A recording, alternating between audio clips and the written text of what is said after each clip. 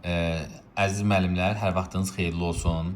Deməli, əziz müəllimlər, Texno müəllim panelinə daxil olarkən mən sizə burada bəzi nüansları göstərəcəm. Xahiş edirəm, diqqətlə fikir verək. Hər bir müəllimə görürsünüz, panelə daxil olanda digər bölmələrə daxil ola bilmirsiniz.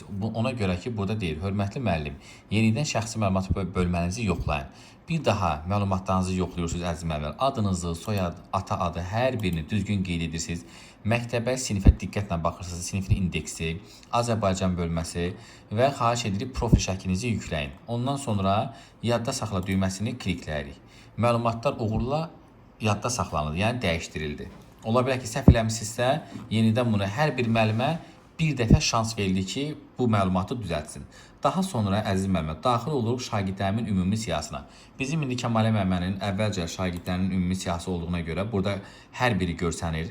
Şagirdləri əlavə edərkən, baxın, buradan yeni şagird əlavə et düyməsini klikləyərsiniz və siz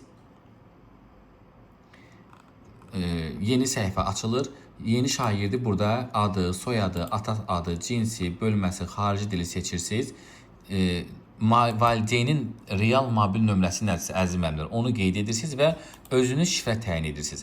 Və bu şifrəni unutmursunuz ki, sabahsı gün şagird bizim hər hansı bir imtahanımızda iştirak edərkən siz onu valideynə deyərsiniz, valideyn artıq Texno şagird panelindən daxil olub imtahanda rahatlıqla uşaq iştirak edə bilər.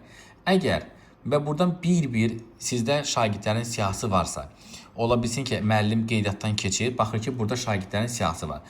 Bir-bir şagirdlərinizi yoxlayırsınız. Burada qələm, görürsünüz, hər bir şagirdin yanında qələm işarəsi var. Klikləyərsiniz. Bir-bir şagirdlərin adı, soyadına diqqətlə baxın. Bəzən valideynlər çox var, məsələn, sinif rəhbərində səhvlik eləyirlər.